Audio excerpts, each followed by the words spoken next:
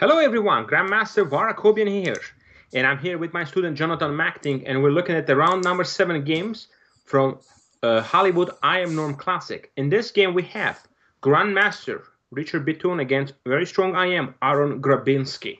Let's take a look at this game. E4, C5. We have a sharp Sicilian defense.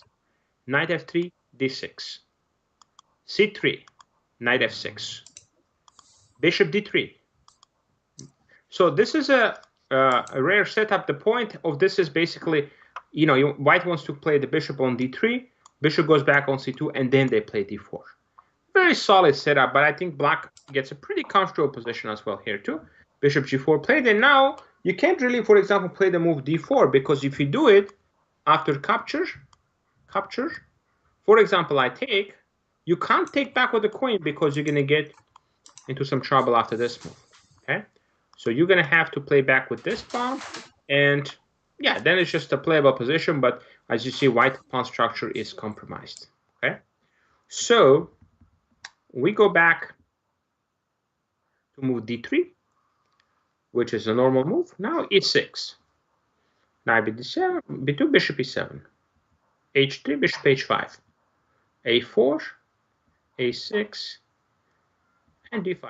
And basically, black is very comfortable here.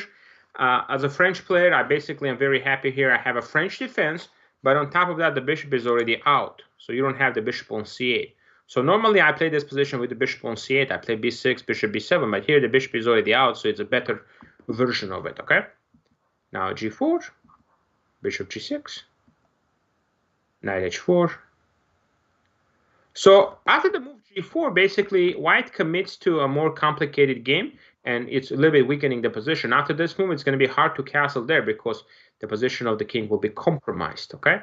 So that's why when you play the move g4, you always have to think about, okay, what am I going to do with my king? Where is it going to go? So right now, this plan is just to try to get the light square bishop. So black goes here. No problem, you can have it. And now c4. Very interesting move. Immediately trying to open up the position and not committing where to castle here. I kind of like this idea because at some point he can castle long if needed. If needed short, he can do that too. So it has that flexibility. Black doesn't have that yet because his bishop is still here on c1. So he can only castle short. So knight takes g6, c takes d3. In between move. Okay, capturing back with the pawn would have been fine too. Opening up the h file to put pressure. But he took here, bishop takes, hg, and we got this position here. E takes d5. Knight takes d5, keeping the pawn structure intact, and now some knight f4 ideas here coming. Bishop d2, knight a5. The point of knight a5 is now threatening to play knight b3, and again, where does this king gonna castle? Where is the safe square for the king? You can't castle long either, it's too open. In fact, computer thinks that's the best move. Wow. So the best move is apparently just castle here, but yeah, this is just too risky. Yeah. He went bishop b4, knight f6, g5. Oof, giving up the bishop. Perhaps bishop c2 here would have been better, but I guess he was concerned maybe about this. Yeah, cannot take, losing a pawn. Yeah, so this is just bad now. Out of the 8, h4, that's a blunder actually. The better move here was to play bishop f4, and after queen c4 takes knight c4. Black is very comfortable here, okay? But very comfortable black. But this was just a blunder. Knight b3, hitting the rook. Bishop f4, bishop d6, training. Knight to c5, attacking the queen. King goes on a3 again. King is just super weak here. Queen d5 would have been great.